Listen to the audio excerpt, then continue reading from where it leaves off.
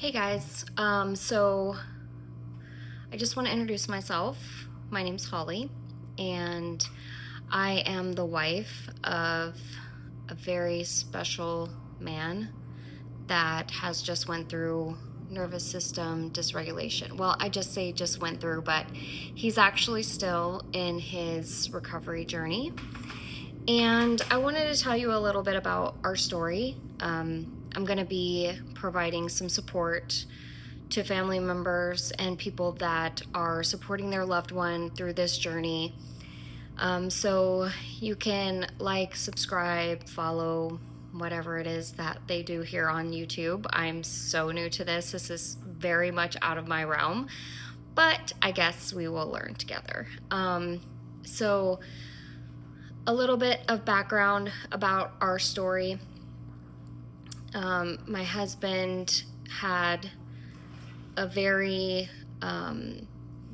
long, hard last 3 months. He was diagnosed with just about everything you can think of: AFib, POTS, dysautonomia, all of the things. We had, long story short, we had 12 ER visits and 4 hospital stays. And the healthcare system basically tried to just put Band-Aids on everything. They just, here, take this medicine, here, take this medicine, try this, try that, here, here, here. And nothing was working. I'm going to be looking at this from a supporter's journey. My hope and my heart is to be there for loved ones who are supporting their family through this. And I decided to make this YouTube page because honestly, we are so there for our loved ones, but sometimes, especially me, my toxic trait is I'm hyper independent. And also because my husband is such this, very vibrant, loud, great personality, always smiling, always laughing. If you ask anyone, they're like, oh yeah, I know JJ. When our kids were going to high school, people, even the kids, were like, you don't know JJ? You have to know JJ. JJ is so cool. That's what my kids' friends would say. And so through this journey, I lost my husband temporarily. Like, this man, he would not smile. He would not laugh. He didn't want to be around people. He didn't really want to drive. I drove a lot of places. He had chest pain, heart palpitations, radiating chest pain all the way across, numbness in his left arm, numbness up his neck, head tension, brain fog, sensitive eyes. The tiniest little noise would give him a jump scare. Digestive issues, horrible digestive issues. He lost 60 pounds in 7 weeks.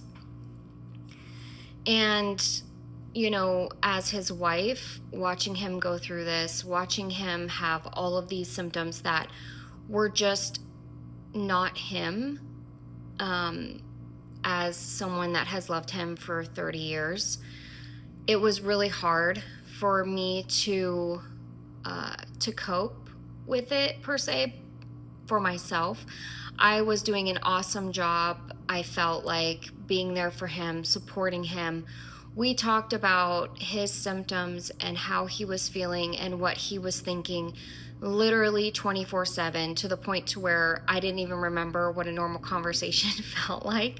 I don't even remember what we talked about before this. And I didn't give myself an outlet to, or allow myself to really discuss it with people, because I was protecting my husband from labels.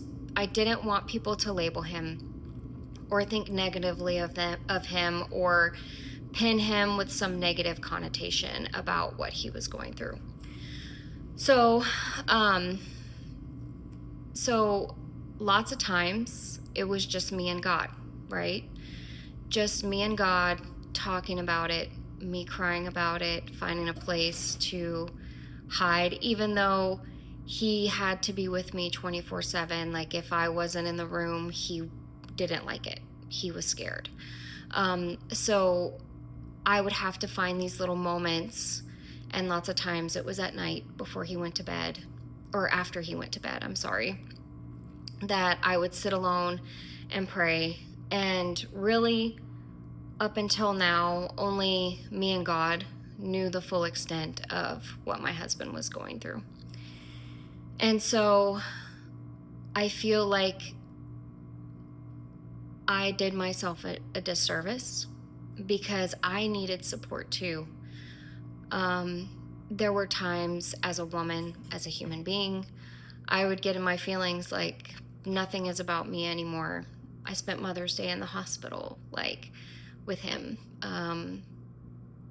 And that was just like the selfish part of me at times. But then I would be like, Holly, get it together. JJ needs you. It's not about you right now. It's about him. But I didn't have a community, a support group to discuss my frustrations or my feelings or get support or get encouragement in these times. Because I didn't want people that knew him to feel a certain way about him. And so that's why I'm creating this page. I want to create a community where loved ones can feel safe about speaking freely regarding what they're going through and their frustrations with their husband, spouse, child, mother, father, whoever they're dealing with that's going through this nervous system dysregulation. And I'm hoping that you guys will come along and I can share some of my experiences, some of my frustrations, and how I got through them. Because in the end, I ended up creating a lot of damage to myself because I noticed that as he got better, I got worse. Because I had held everything in, I had suppressed everything, pushed everything down so much that whenever he started getting better, I started getting worse because everything that I had pushed down was starting to come up. I would cry. And I'm not a crier. I am usually very level-headed, very logical type thinker. But I couldn't help it. The emotions and the scared feelings and the heartbreak that I had felt for him and that I was going through had been pushed down so long that they just needed to come out. And so I'm hoping that by building this community, we can help each other, right? Like, we can vent our frustrations, and no one knows your spouse, no one knows your child, no one knows your loved one that you're supporting, so you can speak freely and we can have this forum to chat and encourage each other and be there for each other to help support our loved ones and get them better and get them back.